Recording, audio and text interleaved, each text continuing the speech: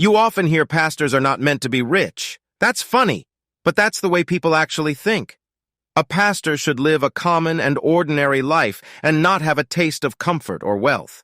But wealth and prosperity are the heritage of children of God when they endorse principles and guidelines of prosperity. An example is, seed time and harvest time shall not cease. You will enjoy the benefits of your obedience to the principle whether you are a pastor or not. However, there are lots of men who are bent on milking people of their possessions in the name of religion. Religion has a stronghold on people, and because of this, fraudulent men venture into it as a business to make a name and money for themselves.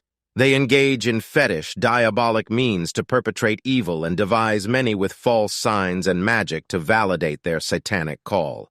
Then, make onlookers and victims submit to their vision and give their possessions to them, making them rich and famous.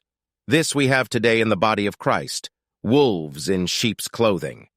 But this doesn't tamper with the fact that there are very many sincere men of God who are called and genuine in character.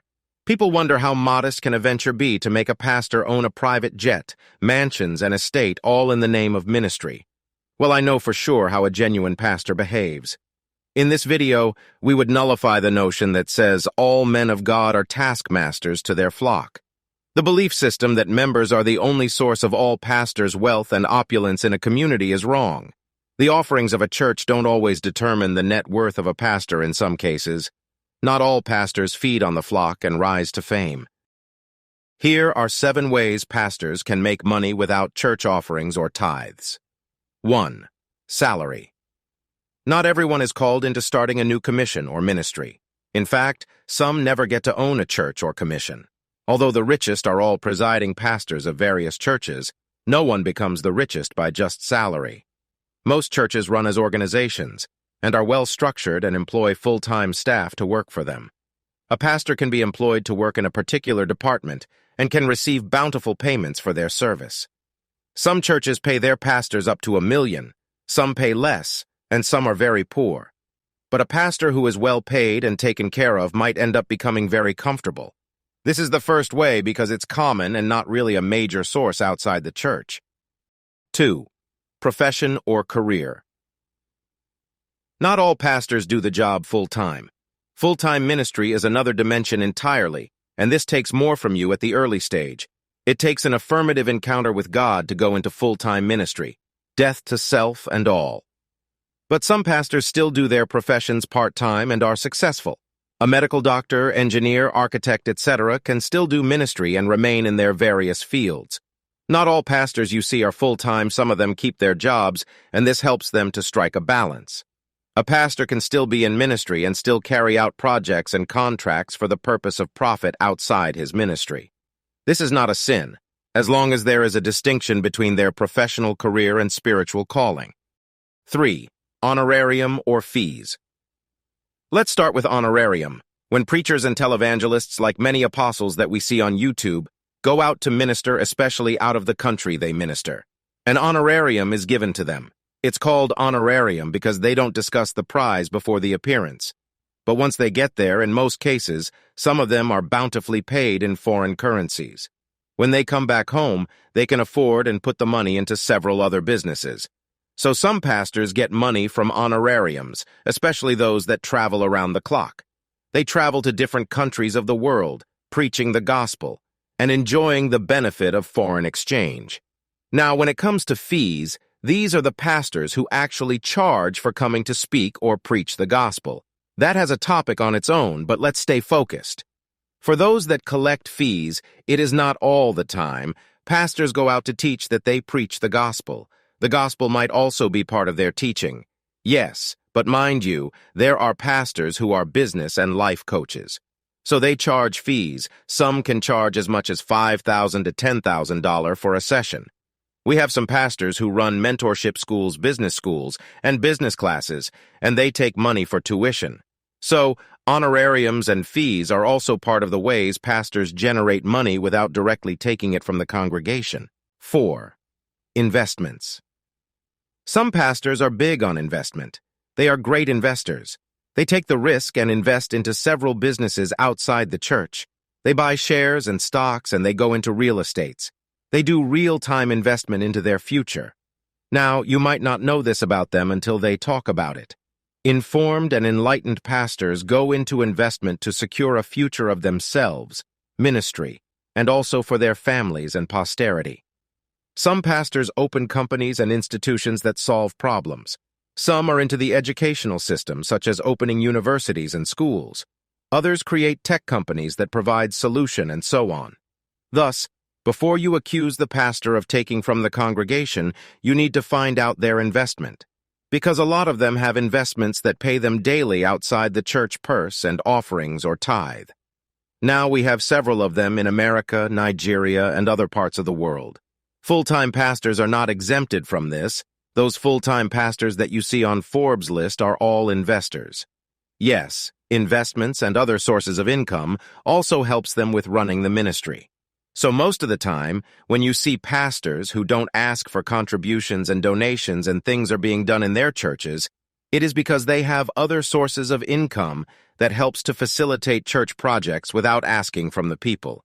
So, investment is another powerful way. In fact, it should be one of the most important or the strongest ways a pastor can make money outside the church offering. 5. Social media influence. The internet has made entrepreneurship more and more interesting with platforms such as YouTube, Facebook, and TikTok ready to pay creators for genuine and unique content. It's no news that many pastors are trending in all the major social media platforms, and the more you generate traffic, the more you generate income. Platforms such as YouTube and Facebook are ready to pay you hundreds and hundreds of thousands of dollars for the engagement that you bring via channel or page, as the case may be. Recent research was carried out on a very popular YouTuber, a pastor and televangelist in Nigeria. It was estimated that he makes about 3 million naira on a daily basis from his daily prayer live streams. Wow, that's an awesome record. Now, for 3 years at the time of making this video, his channel has been up and running with consistency, praying and speaking to people's lives in the mornings before they go to their various workplaces all over the world. He engages over 200,000 people from social media platforms, that is YouTube, Twitter, Facebook, and Instagram combined. That's a massive following. So no doubt it is a very, very strong source of income for his ministry. Others have private blogs that generate traffic, and they earn money from it. They write about different issues, outside the confines of their core calling. Some are into affiliate marketing. They advertise products and they get paid for it. Pastors do this as a means to get passive income alongside their active job as ministers in full-time work. Start building your online presence if you are yet to do so. 6. Sales of books and materials. Some pastors make a lot of money writing books and e-materials, and they put it up for sale. Being a full-time pastor affords you the time to write, study, and create content from revelations, teachings, and also from research that you have made over the years. With the luxury of time to study available, they can write books that would be helpful and sell it to a larger audience. We have some best-selling authors who are pastors, and they make money from their books, be it hard copy or ebook or EPUB, or even audios. They sell and make a profit from these materials.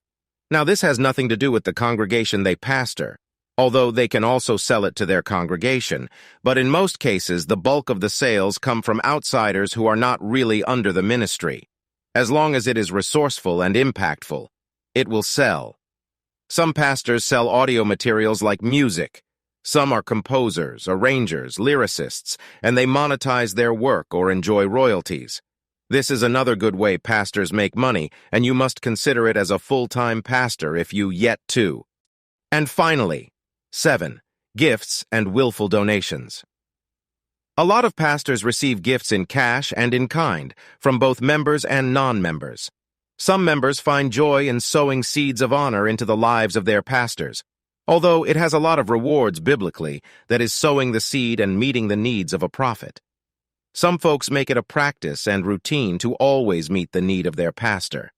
This is not mandatory or made compulsory by the pastors in some cases. For example, on their birthdays, they sometimes received gifts and donations in large quantities, even from people who are not even their members. However, the magnitude of the gifts the pastor receives is determined by his or her popularity and impact and is directly proportional to the level and capacity of the giver. If a member can afford 2 or 3 private jets, they can decide to give a pastor one. Suddenly, you see the pastor flying around with a private jet. What you don't know is that somebody might actually have given that pastor that seed. Some live in houses they didn't build with their resources, drive exotic cars they did not buy, go for holidays sponsored by willing members, and wear expensive clothes and suits not because they paid for them, but have been gifted by people. This is not a sin. Even Jesus Christ enjoyed the gifts of men from his birth. So it is not out of place for a pastor to enjoy the same privileges as long as he is not defrauding or deceiving people. In conclusion, pastors are not exempted from the Abrahamic blessings and promise to believers. Jesus Christ became poor so that we might be rich. If you are poor as a pastor, it's not because you are modest or humble. It is because you are not doing something right.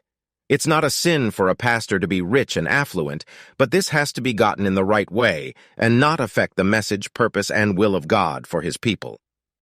Those who are about to venture into full-time ministry must watch this and also know that if you depend on the purses of the congregation or your followers, you may easily compromise. This is because you cannot always have what you want. I hope you've learned some things from this video. Kindly hit the like and share buttons. God bless you and see you in our upcoming uploads. Don't forget to subscribe.